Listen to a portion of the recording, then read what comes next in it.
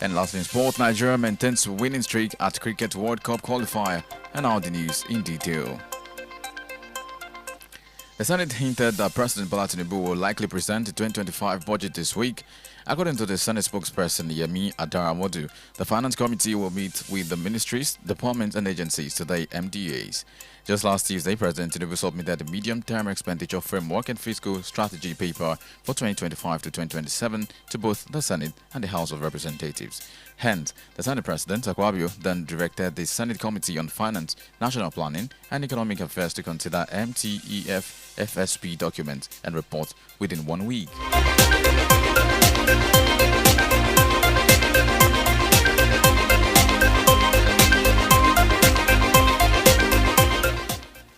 Meanwhile, President Bola Tinubu will on Tuesday declare open the 10th National Industrial Labour Relations Summit in Ilorin, Kwara State, Minus.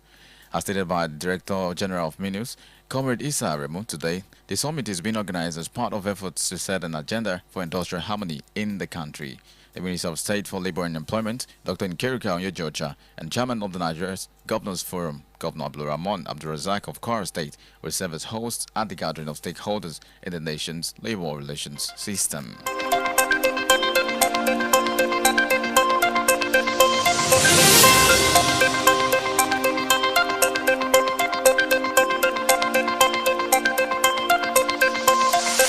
Expanding beyond the country now to the continent, when Kenyan president has cancelled the multi-million-dollar airport expansion and energy deals with Indian tycoon Gautam Adani. This comes after the United States bribery and fraud indictment against Adani, one of Asia's richest men. President William Ruto, in the statement of the nation's address, said the decision was made based on the information provided by the country's investigative agencies and partner nations. However, he didn't specify the United States. The Adani Group had been in the process of signing an agreement that would modernize Kenya's main airports in the capital, Nairobi, with an additional runway and terminal constructed in exchange for the group running the airport for 30 good years.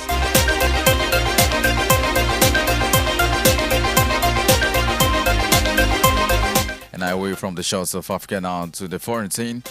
A far-right pro-Russian candidate has taken a surprise lead in the first round of Romania's presidential election, with preliminary results putting his pro-Europe rival in close second. With 96% of votes counted, ultranationalist Kalin Georgescu was on 22% and Marcel Ciolasu, the prime minister, had 20% according to the Central Electoral Bureau. The strong showing of Georgescu, who has no party of his own and campaigned largely on the social media platform TikTok, came as the biggest surprise of the election. He is now on track to join Ciolasu in the final run for the presidency on 8th of December.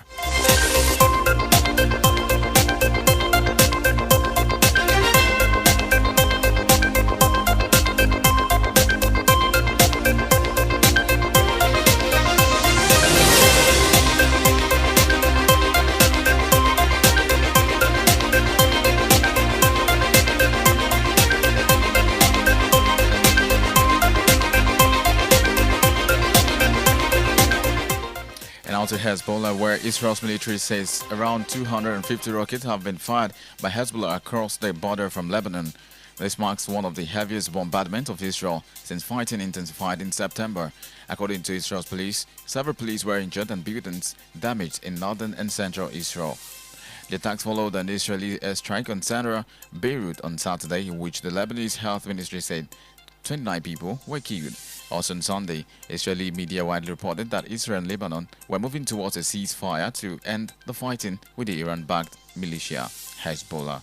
Following reports of heavy fire from Lebanon, Israel's police said it had received reports of rocket debris falling in the Tel Aviv area.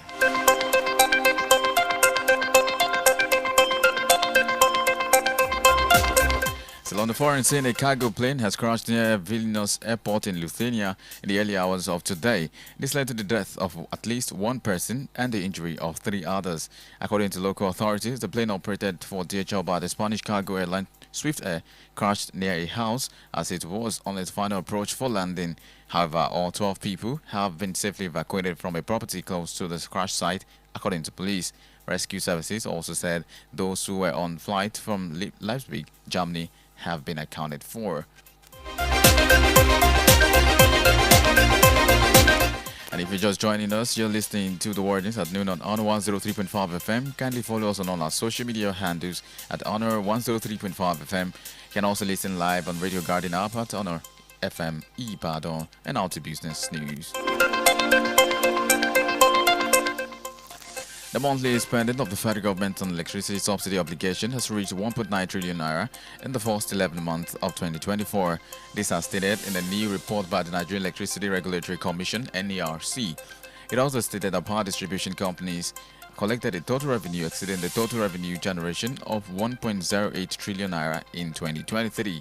An analysis of figures from the power sector's regulatory monthly supplementary order posted on its website on Sunday indicated that electricity subsidies continue to increase every quarter throughout the year, despite the elimination of subsidies for Band A and B customers.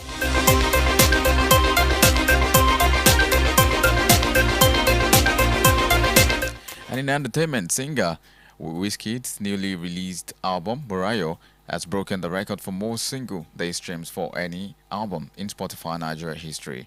The album garnered 12 million streams on Spotify Nigeria, twice the previous record held by Sakes Lungu Boy. Burayo earned 16.27 million streams in its first full day of release on Spotify. This marks the biggest debut of any African album. Wizkid also broke the record for the most single day streams for a song in Spotify Nigeria history with Kese Dance.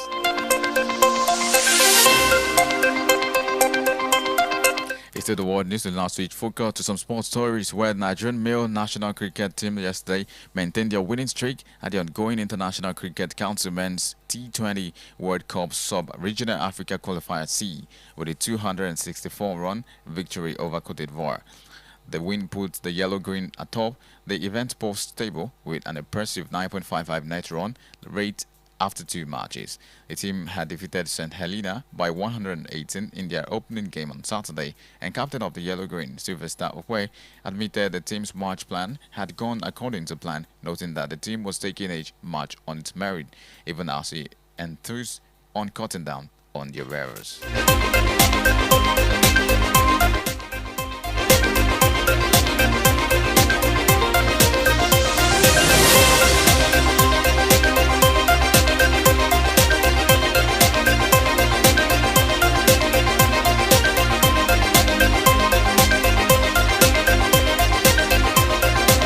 And that's it for now on the World News at noon on Honor 103.5 FM. Before we go, here is a recap of the major stories. We brought you a report that the Senate is set to receive 2025 federal government budget this week. We also informed you that Kenya has cancelled airport energy deals with Adani Group. And on the foreign scene, we informed you that far-right pro-Russian candidate led Romania's presidential election. In the world of business, we brought you a report that electricity subsidy has hit 1.9 trillion naira in the past 11 months. On the entertainment sector, we informed you that Wizkid's Burayo broke album record on Spotify Nigeria. And lastly, in sports, we informed you that Nigeria had maintained winning streak at Cricket World Cup qualifier. For eyewitness reports, news mentions and news commercials, contact the Honor FM News at 081 767 55555 or 091 360 01035. You can also visit our website at honorfm1035.net for more information. The news was compiled by Temile Oladosu and edited by Temi Tokwe Dada. Once and again, I am Anuoluwapo Idowu. Good morning, good afternoon.